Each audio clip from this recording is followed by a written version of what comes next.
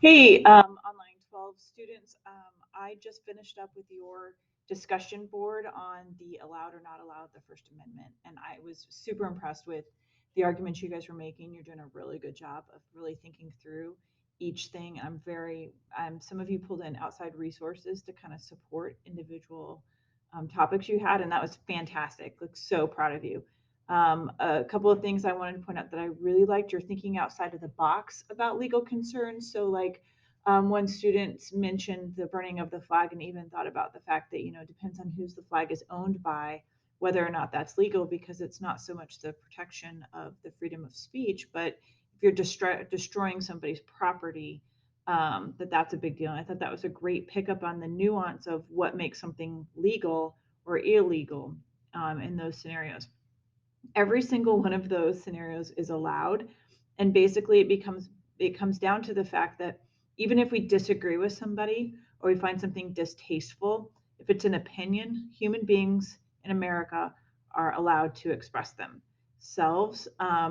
If it's a freedom of religion, people are allowed to express their own belief system as long as you don't infringe on another person's rights. And that's where you kind of rub up against where things what's most important. And so um, the hardest one for people, well, they're all hard for different reasons, to be honest with you, but one that is, especially in this climate, that's hard for people is the white supremacist argument, and the fact that they were peacefully protesting. They weren't destroying property. They weren't threatening anyone. They had a permit. They did what they said they were going to do, and they followed the rules that were established. They can say what they want to say. Um, when we think about protests that we've seen online, a lot of the protests have curfews, which means their permit is they're allowed to protest from this time to this time. On the plaza, for example, I think the time was 8 o'clock when the protests were done. So once you get past that time period, that's when they become illegal protests, not because of what they necessarily said. So I was really, really impressed with that discussion. I took points off if you used an URL. You can never just put a link on to cite your sources. You need to actually go to EasyBib or Noodle Tools or something and create a citation. Use the ones I give you if I give you them.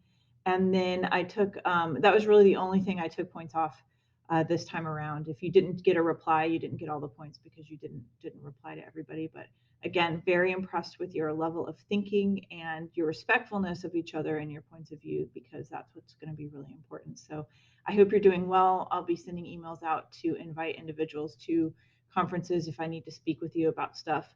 I would work real hard the first half of the week, maybe on getting caught up if you're behind. I will no longer be grading weeks 1 and 2 anymore. I'm done with those weeks. And so now week 3 is where you want to focus your attention on getting caught up the first half of the week. And then that I will no longer look at late assignments after the end of this week. So I'm only going a week back now that we're in the mix and we know what we're doing. But if you have a question or you have an issue or you have a bigger thing going on, please contact me and I'll help you figure out a plan. So talk to you soon. Bye.